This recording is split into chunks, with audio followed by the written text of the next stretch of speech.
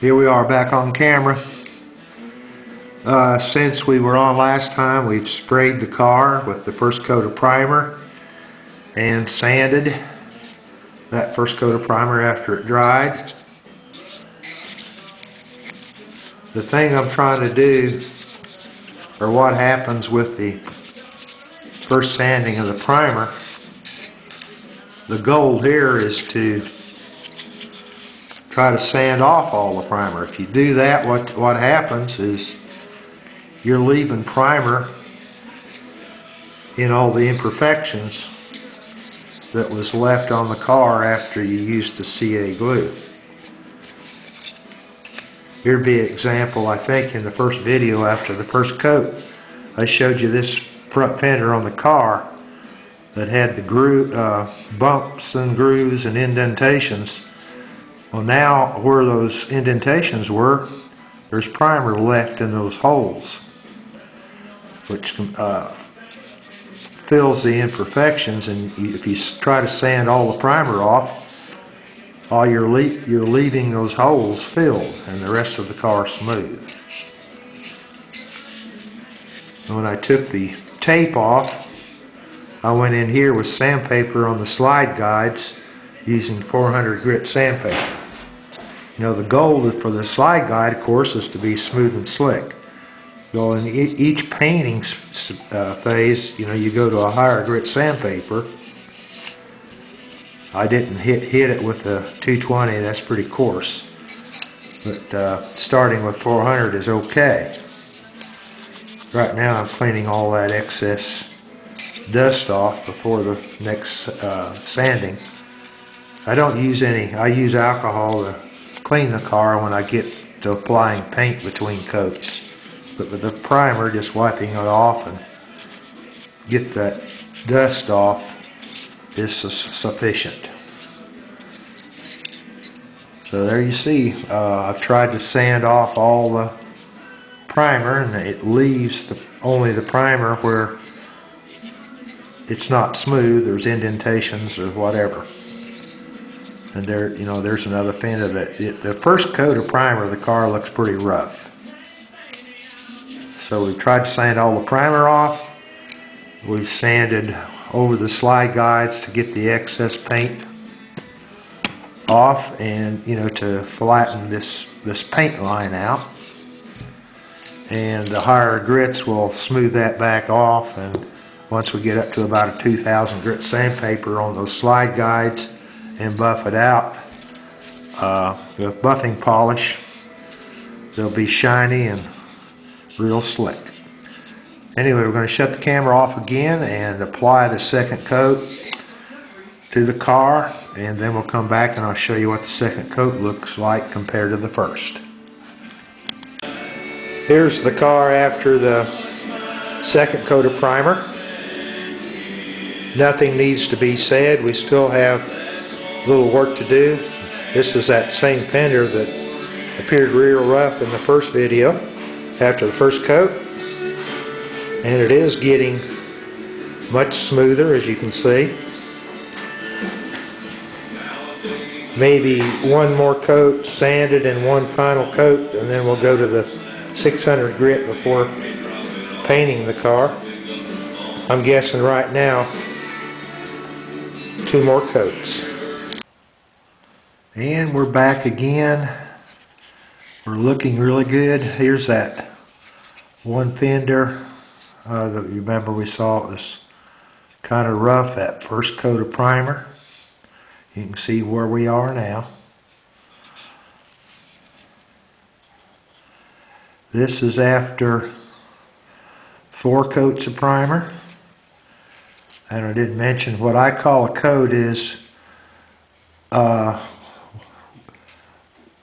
just go back, you know, go across one time and back. That's 1 coat. So the body is really looking good. I got one little area right in here that's got a little bit of a recess that I'm going to fix.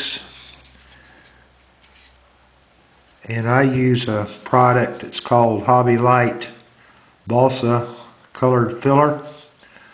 It's very light, used to fill balsa wood, and it sands extremely well. The reason I like it is because the way it sands.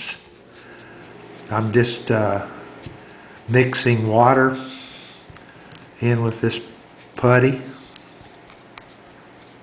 Don't want it real thin. It's just a feel thing. It's just enough. By experimenting, you'll know how much to use.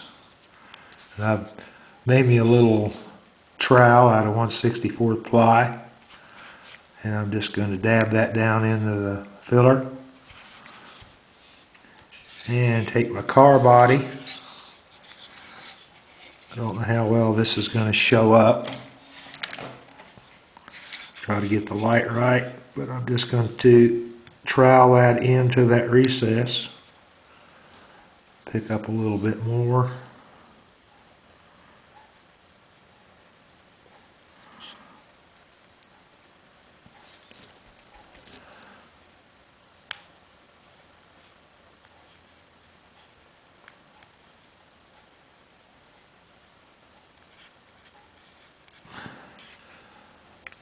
I think that'll fill just fine.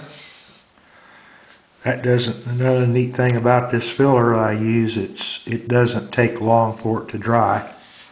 At max about 10 to 15 minutes and it'll be ready to sand. And while that's drying, I'm going to go ahead and sand the rest of the body. The first two coats were sanded with 400 grit.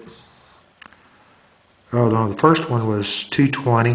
The second and third was sanded with 400 using a wet and dry sandpaper, and I use it dry at that point.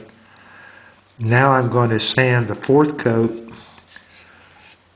with 600 sandpaper, meaning that I'm going to leave most of the primer on the car and sand it with 600. After I've done that, I'll come back on the camera and we'll see how now I'm going to go ahead and put the first coat of the white undercoat. I always put white undercoat on all my cars because white covers up real easy if you're going to use a color. Or if you decide to leave your car white, you're already there. Anyway, I'm going to shut it off and I'll come back after this filler's dried and sanded, the car's sanded, and the first coat of white. And hello again. I thought I said I was going to come back after I had the first coat of white, but I thought I better come back and just make one quick note. I haven't been cleaning the car body with anything other than just wiping it with a clean shop towel.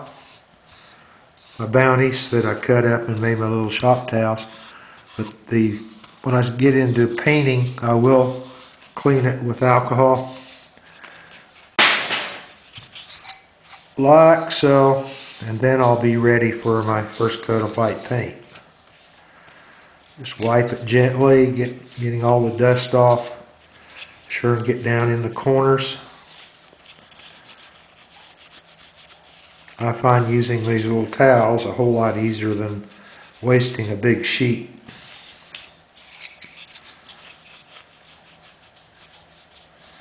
Get down in the corners. I forget that this is camera sitting still there, and I'm not always staying exactly where I should be in view. But I think for most part you should get the idea. You can see it's picked up the gray on the paper towel, and I'll take one more paper towel and make sure I'm good and dry. Getting in the corners. That should have it all cleaned up for the first coat. I've already put on my blue tape to keep the paint out. And I'll stand it like that, shut the camera off, and we're ready to put the first coat on.